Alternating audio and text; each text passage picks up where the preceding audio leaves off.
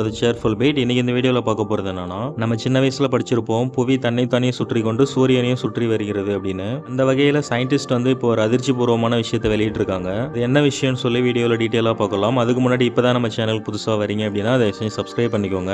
நம்மளோட பூமி 24 ஹவர்ஸ்க்குள்ள அதோட வட்டப்பாதையில் சூரியனை கரெக்டாக சுற்றி வந்துடுது. நம்மளோட பூமி எவ்வளோ கிலோமீட்டர் வேகத்தில் சூரியனை சுற்றி வருதுன்னா, பெர் செகண்டுக்கு 30 கிலோமீட்டர் சுற்றி வருது.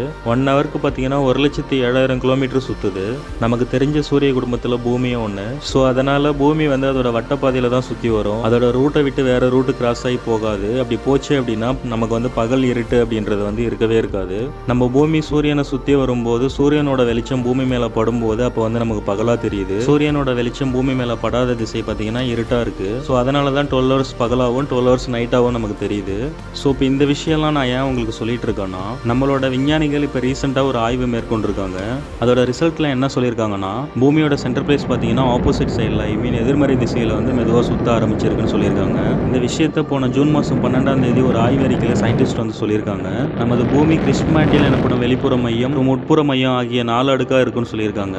இதனால என்ன சொல்றாங்கன்னா, பூமி அதோட சுழற்சி பாதையில் தன்னிச்சையாக சுற்றி வந்துட்டு இருக்கும்போது பூமியோட மைய பகுதியில் இருக்கிற உலோகம் மற்றும் நிக்கல் உலோகங்களாலான இன்னர் கோர் என அழைக்கப்படும் பந்து போன்ற அமைப்பு தன்னிச்சையாக சுற்றி வருதுன்னு சொல்லியிருக்காங்க. என்ன சொல்கிறாங்க அப்படின்னா, நம்ம பூமியோட சென்டர் பாயிண்டில் உலோகம் மற்றும் நிக்கல் உலோகங்களான ஒரு சின்ன பந்து மாதிரி ஒரு அமைப்பு ஒன்று உள்ளே இருக்குமா, அது வந்து தன்னிச்சையாக சுற்றி வருது அப்படின்னு சொல்லியிருக்காங்க. சின்ன பந்து மாதிரி சொன்னால அது வந்து பார்த்தீங்கன்னா நிலவோட கம்பேர் பண்ணும்போது 70% வந்து அந்த சின்ன பந்தோட அமைப்பு வந்து இருக்கும்னு சொல்கிறாங்க. ஸோ அதனால் நம்மளோட சயின்டிஸ்ட் பார்த்தீங்கன்னா அந்த இன்னொரு ஒரு உலோக பந்தோட சுழற்சி குறித்து தீவிரமாக ஆராய்ச்சி மேற்கொண்டு வராங்க. ஸோ இந்த மாதிரி இருக்கிற நேரத்தில் தான் உலகத்தில் இருக்கிற எல்லா சயின்டிஸ்ட்டும் பூமியோட சுழற்சியில் சில மாற்றங்கள் வந்து தெரியுது அப்படின்னு சொல்லிட்டு இருந்தாங்க. ஸோ இவங்க அதை கண்டுபிடிச்சி உறுதிப்படுத்தியிருக்காங்க. ஸோ வீடியோவோட இறுதியாக என்னோட பர்சனல் ஒப்பீனியன் என்னன்னா, இயற்கைக்கு மாறாக பூமி வந்து ஒரு விஷயத்தை செய்யுது அப்படின்னா அது யாராலன்னு நீங்களே யோசிச்சு பார்த்துக்கோங்க. அது நம்மளால தான். இயற்கைக்கு மாறாக பூமி வந்து ஆப்போசிட்டில் ஒர்க் ஆகுது, இல்லை ஆப்போசிட்டில் சுற்றுது, இந்த மாதிரிலாம் வந்து இப்போ சயின்டிஸ்ட் கண்டுபிடிச்சி அந்த விஷயத்தை வந்து வெளியிடுறாங்க மக்களுக்கு அப்படின்னா. இதுக்கு முன்னாடி நான் ஒரு வீடியோவில் சொல்லியிருந்தேன், பல மில்லியன் ஆண்டுகளுக்கு முன்னாடி இதை விட அட்வான்ஸ் டெக்னாலஜிலாம் மனுஷங்க வந்து வாழ்ந்திருக்கலாம். அவங்களும் இந்த மாதிரி இயற்கைக்கு ஆப்போசிட்டில் ஒர்க் ஆகக்கூடிய விஷயங்களை வந்து இயற்கைக்கு மாறாக வந்து பண்ணி அந்த உலகம் வந்து அழிஞ்சு அதில் தான் வந்து டைனோசரைன் எல்லாம் வந்து அழிஞ்சு போயிருக்கலாம். அதுக்கப்புறம் அமீபா, பாக்டீரியா இதெல்லாம் ஒன்று சேர்ந்து தான் ஒரு சில உயிரினங்கள் வந்து உருவாகி கொஞ்சம் கொஞ்சமாக உலகம் வந்து மறுபடியும் தோன்றி அதுக்கப்புறம் மனுஷங்க அதுக்கப்புறம் சின்ன சின்ன உயிரினங்கள்லாம் உருவாகி இப்போ ஒரு உலகமாக உருவாகிருக்கு அப்படி சொல்லி நான் ஏற்கனவே ஒரு வீடியோவில் சொல்லியிருந்தேன். ஸோ அதே சேம் மெத்தடை தான் இப்போ நம்ம ஃபாலோ பண்ணிகிட்ருக்கோம். இப்போவும் நம்ம வந்து இயற்கைக்கு தீங்கு விளைவிக்கக்கூடிய எல்லா விஷயத்தையும் நம்ம வந்து பண்ணிகிட்ருக்கோம். ஸோ இது வந்து நம்மளோட அழிவுக்கான பாதை. இந்த உலகத்திலேயே இயற்கையை விட வேறு எதுவும் பெரிய அழகு கிடையாது. ஸோ கடவுள் கொடுத்த இயற்கையை வந்து நம்ம காப்பாற்றி நமக்கு பின்னாடி வர ஜென்ரேஷனுக்கு நம்ம அப்படியே கொடுத்துட்டு போகணும். ஸோ கடவுளை வந்து நம்ம பார்க்க முடியாது, உணரதான் முடியும். இந்த சயின்ஸ் ஆராய்ச்சி இதெல்லாம் விட்டுருங்க. நம்மளோட பூமி மாதிரியே இன்னும் பல கோடிக்கணக்கான பூமி வந்து நம்ம கண்ணுக்கு எட்டாத தூரத்தில் இருக்கலாம் அப்படின்னு சொல்லி சயின்டிஸ்ட் வந்து பேசிகிட்டு இருக்காங்க. இது வந்து ஒரு சின்ன கோள் தான். இப்போ நீங்கள் மேலே ஃப்ளைட்டில் பறந்துட்டு இருக்கீங்க அப்படின்னா இங்கே பூமி இருக்கிறது தான் நீங்கள் கீழே வந்து இங்கே லேண்ட் ஆகி நீங்கள் நடந்து போகிறீங்க. ஓகேங்களா?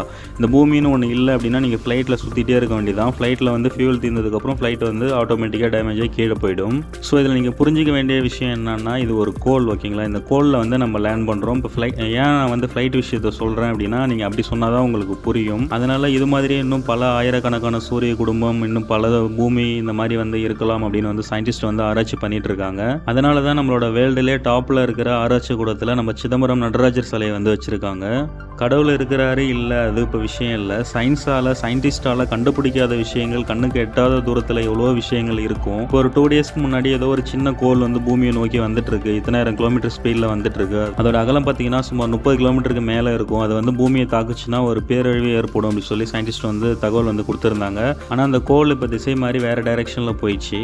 ஸோ நம்ம என்னதான் டெக்னாலஜி சயின்ஸ்னு சொன்னாலும் இயற்கைக்கு மாறாக எதுவுமே நடக்க போகிறதில்ல. ஏதோ ஒரு கோள் வந்து நம்ம வேர்ல்டு வந்து அடிக்குது, நம்ம வேர்ல்டு வந்து டச் பண்ணுது அப்படின்னா நம்ம அவ்வளோதான், எல்லோரும் வந்து அழிஞ்சு போயிடுவோம். அப்படி அழிஞ்சு போய் தான் எரிமலை, மலை இதெல்லாம் வந்து காடு இதெல்லாம் வந்து உருவாச்சு அப்படி சொல்கிறாங்க. ஓகே ஃப்ரெண்ட்ஸ், எல்லாரும் இணைஞ்சு இந்த இயற்கையை வந்து காப்பாற்றுவோம். இந்த வீடியோ பிடிச்சிருந்துன்னா மறக்காமல் இந்த வீடியோக்கு லைக் மட்டும் பண்ணுங்கள். இப்போ தான் நம்ம சேனலுக்கு புதுசாக வரீங்க அப்படின்னா தயவு செஞ்சு சப்ஸ்கிரைப் பண்ணிக்கோங்க. தேங்க்யூ.